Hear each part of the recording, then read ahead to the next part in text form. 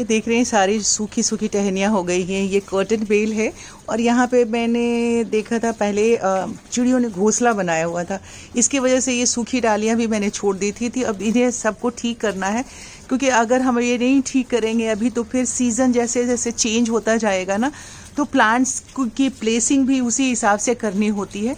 तो अभी ये सारा कुछ करना है। गार्डन को मेंटेन करना बहुत ही मेहनत का काम होता है, इतना आसान भी नहीं होता है। आप देख रहे हैं ऊपर जो प्लांट्स मैंने रखे हुए हैं थोड़े से ऐसे हो गए हैं और मैं बहुत दिनों से ऊपर सीढ़ी लगा के नहीं जा पाई हूँ। तो अब सीढ़ी लगाऊंगी और यहाँ जाके ये जितने भी ड्राई वाले प्लांट टहनियाँ हैं इनको सबको काट करना है और कट करके आने वाले सीज़न के लिए कुछ प्लांट्स की तैयारी मुझे करनी होगी।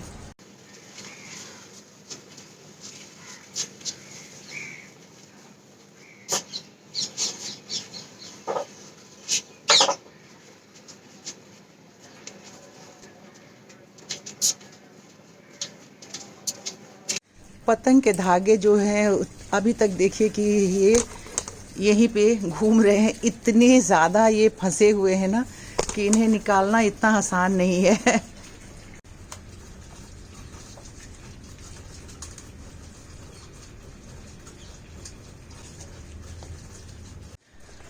अब यहाँ से जो ड्राई लीफ थे, इसके जो डंडियाँ थी वो तो मैंने कटिंग कर दी है, पर अभी मुझे ऊपर चढ़ना पड़ेगा। ऊपर चढ़ के सारे प्लांटर को अभी ठीक करना है। कर्टेन को जो बेल है उसको सामने की तरफ मुझे लाना होगा।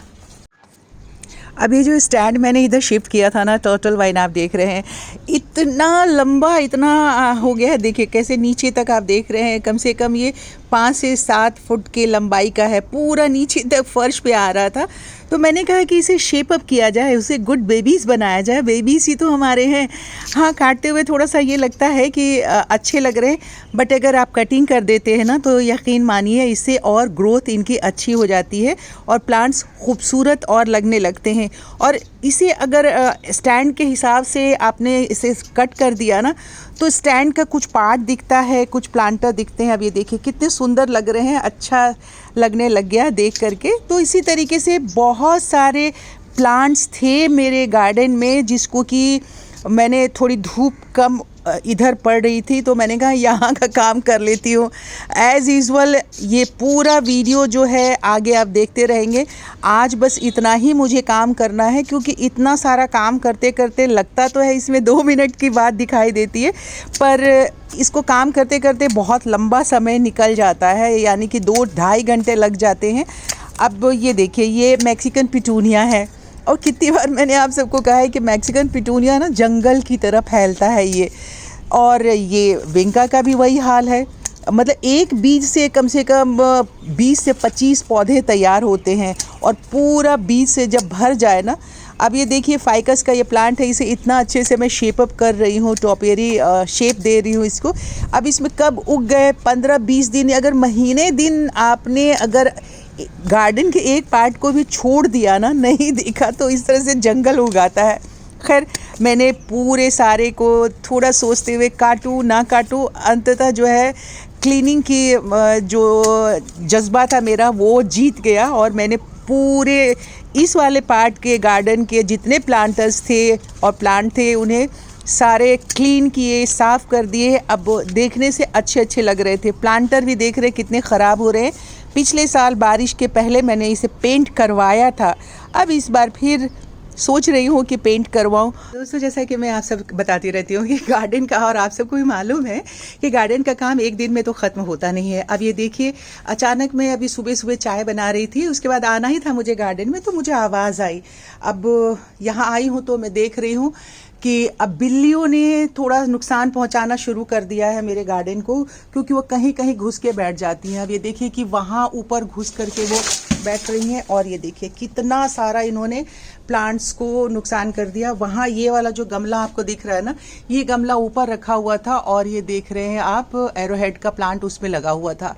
अब वहाँ से वो गुजरी होंगी, धक्का मारा होगा, वो गमला गिरा और उसके साथ साथ ये पूरा जो मैंने ऊपर लगाया हुआ था, इसमें देखिए चिड़ियों के घोंसले भी हैं, इसीलिए इसे मैं छेड़ती नहीं थी। शुक्र है कि अभी तक तो ऐसा नहीं कुछ दिख रहा है, कुछ मेरे अडेनियम के प्लांट्स को नुकसान पहुंचा है, पर कुछ जो मेरे हैंगिंग प्लांटर थे वो सब गिर गए हैं नीचे।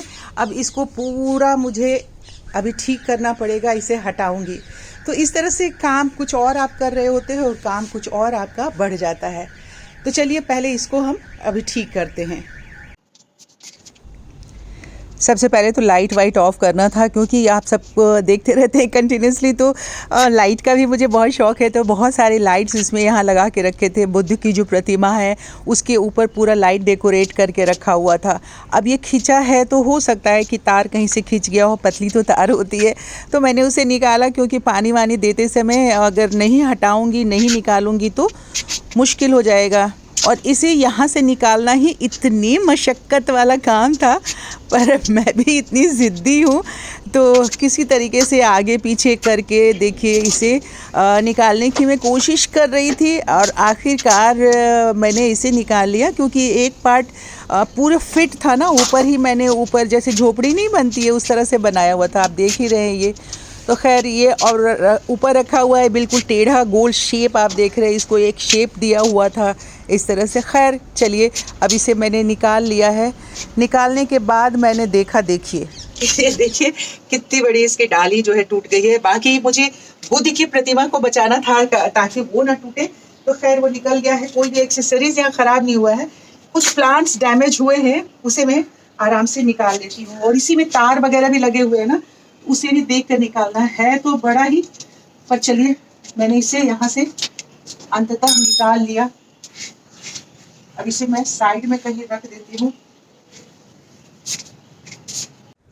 दोस्तों आप सबको ये दिखा देती हूँ कि अब देखिए कि ये जो पोर्टुलाका के फूल हैं उसके साइज़ कितने अब छोटे छोटे हो गए हैं, और धीरे धीरे अब सीज़न चेंज हो रहा है। हालांकि अगर आप इसको अच्छे से, फूल खिल रहे हैं आप देख रहे हो, कलियां भी बनी हुई हैं, पर इसके फूलों के साइज़ जो है वो धीरे धीरे छोटे होते चले जाएंगे। अभी इसे हमें क्या है कि अब सीज़न चेंज होने से पहले, हालांकि अगर हम इसको ऐसे ही छोड़ देंगे तो अभी सितंबर शुरू हो गया है, अक्टूबर नवंबर तक फूल खिलते रहते हैं, पर धीरे धीरे फूलों की साइज़ जो है गर्मी वाले फूल वो उसके छोटे हो जाते हैं।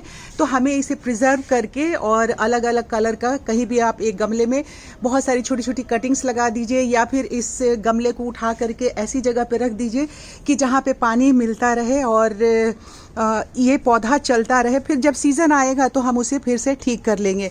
तो इसी तरीके से अब जो है समय आ गया है, अब जब काम सामने आता है तो इसी के साथ साथ बहुत सारे काम हमें खुद करने भी पड़ते हैं। सारे फूलों के साइज़ जो है छोटे छोटे हो जाएंगे। देखिए इसके भी फूलों के साइज़ छोटे हो रहे हैं। ये तो सदाबहार है, खिलता रहेगा।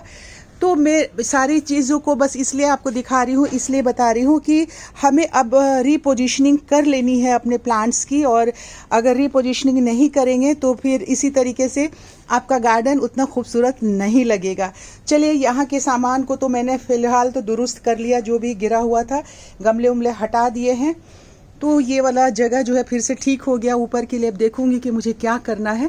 और इसी तरीके से ये सारे जो टर्टल वाइन वगैरह हैं ये सब भी धीरे धीरे अब डोरमेंसी में जाएंगे प्लांट। तो हमें तैयारी कर लेनी है अब फ़िलहाल कि सर्दियों में लगने वाले फूल वाले जो प्लांट्स हैं उसे किस तरह से हमें लगाना है और कौन कौन सा फूल लगाना है, पहले लिस्ट आउट कर लीजिए और उसके बाद जो है आप उसे कर लीजिए। ये देखिए मैंने ये सब भी कट कर दिया है, एक शेप में ले आई हूँ मैं इसको। तो चलिए गार्डनिंग आप करते रहिए, हैप्पी गार्डनिंग। फिर आपसे मिलते हैं एक नए सब्जेक्ट पे वीडियो ले करके। तब तक अपना भी ख्याल रखिए और अपने गार्डन का भी ख्याल रखिए। हैप्पी गार्डनिंग, नमस्कार, बाय बाय।